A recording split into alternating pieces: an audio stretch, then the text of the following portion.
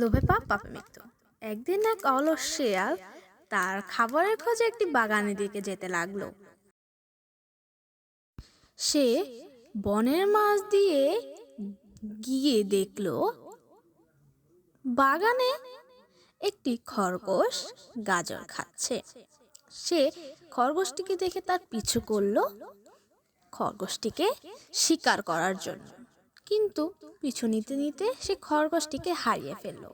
খরগোশটি তো মনের সুখে তার গুহাতে ফিরে এলো।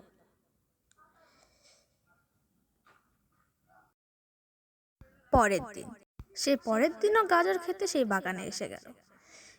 শিয়ালটি বলল, দাদাও, তুমি আমার বাগানের সব গাজর খেয়ে ফেলেছ।